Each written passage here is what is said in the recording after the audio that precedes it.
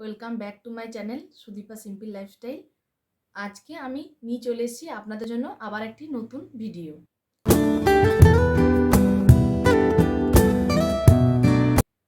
তো শীতকালে আপনারা কিভাবে ত্বকের যত্ন নেবেন সেই কথা আজ আমি আপনাদের সঙ্গে বলতে চলেছি।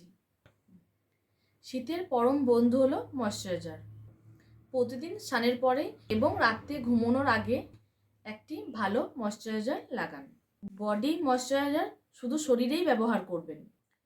ফেসের জন্য ফেস ময়শ্চারাইজার ব্যবহার করুন। আমাদের মুখের ত্বক আর শরীরের ত্বক কিন্তু একই নয়, তাই শীতকালে অয়েল বেস ময়শ্চারাইজার ভালো কাজ দেয়। আপনারা বাজারের ময়শ্চারাইজারটি লাগাতে না চাইছেন, আমার চ্যানেলে গিয়ে আপনারা দেখে নেবেন যে আমি কিভাবে ময়শ্চারাইজার বানিয়েছি বাড়িতে। তো সেইভাবে আপনারা বানিয়ে ব্যবহার করতে পারেন।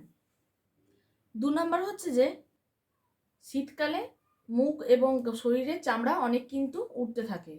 এর থেকে মুক্তি পেতে স্ক্রাবিং করে নিতে পারেন।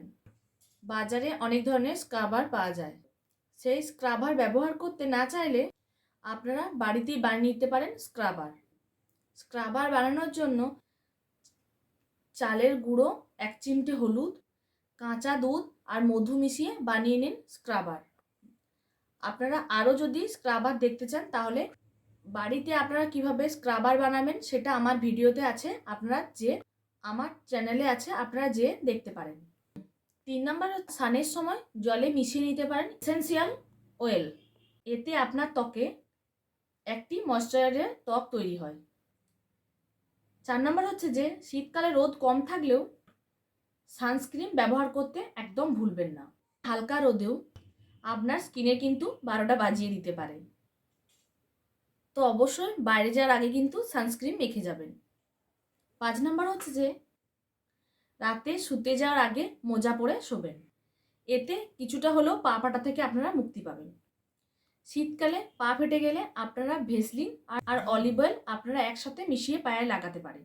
এতে কিছুটা হলেও পা ফাটা কিন্তু কমবে। পা ফাটা যদি আপনারা নিমেষেই দূর করতে চান তাহলে আপনারা সুদীপা সিম্পল লাইফস্টাইলে যেয়ে পর আমার দেখুন পা ফাটার সব টিপস দেওয়া আছে, আপনারা সব দেখে নিতে পারেন। তো ফ্রেন্ডস, আজকের ভিডিও এখানেই শেষ করলাম। দেখা হচ্ছে নেক্সট ভিডিওতে।